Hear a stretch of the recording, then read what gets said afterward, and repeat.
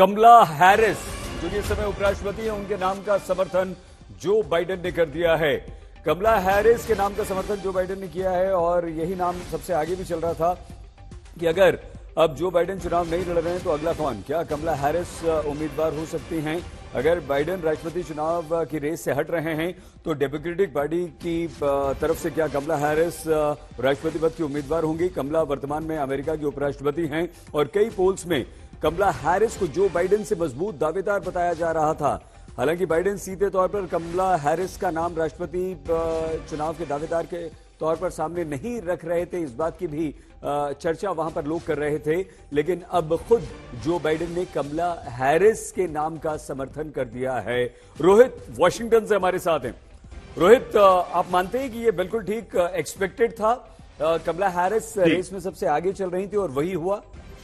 जी बिल्कुल। देखिए, हमने 5 मिनट पहले ये बात की थी। मैंने आपको कहा था कि कमला हैरिस जो है वो अब नॉमिनी बनेगी और एग्जैक्टली वही हुआ। जो बाइडेन का समर्थन आना अपने आप में ये दर्शाता है कि इस बार जो है एक women top of the ticket होगी। वो पहली ऐसी नॉमिनी बनेगी जो अफ्रीकन अमेरिकन स्लैश इंडियन या साउथ एशियन विचएवर दे से इट, वो बनेगी। साथ ही साथ बिल्कुल भी एलिनेट नहीं करना चाहती डेमोक्रेटिक पार्टी अपनी माइनॉरिटीज को, माइनॉरिटी वोटर्स को।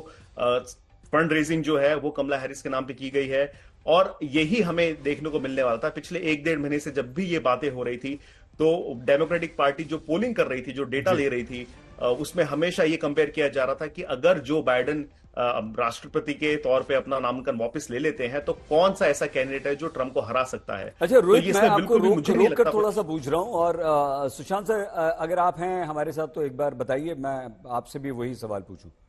जी जी, हम आप दोनों से ये समझना चाहते हैं कि क्या आप कमला हैरिस ही या आगे कुछ और लोग भी आ सकते हैं? रोहित, आपने 2-3 नाम और बताए थे, या हम इसे या अभी हमें आधिकारिक तौर पर घोषणा और पुष्टि का इंतजार करना होगा? मुझे लगता है सही। देखिए, अभी ये तो एंडोर्समेंट किया है, ये तो जो बाइडेन कह रहे हैं कि देखिए कमला हैरिस जो है ने नॉमिनी बनाना चाहिए।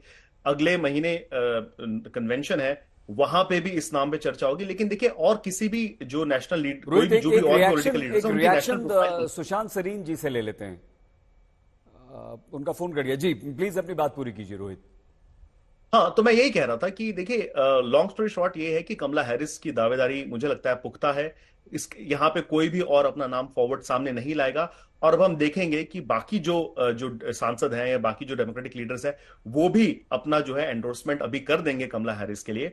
और ये अगले कुछ 3 हफ्ते बाद इनका जो नॉमिनेशन है वो फाइनल हो जाएगा। मुझे नहीं लगता कि अब इसमें कोई और भी संदेह होना चाहिए कि डेमोक्रेटिक पार्टी का नॉमिनी कौन होगा। और again, it is a historic thing. मैं फिर से दोहराना चाहूंगा, बताना चाहूंगा देखने वालों को कि हमने एक ब्लैक प्रेसिडेंट देखा और अब हो सकता है, चुनाव में भी समय है, हो सकता है कि कमला हैरिस अगर चुनाव जीत जाती है तो वो पहली महिला के साथ साथ पहली ब्लैक और स्लैश इंडियन प्रेसिडेंट भी बने अमेरिका की, जो बहुत बड़ी बात है।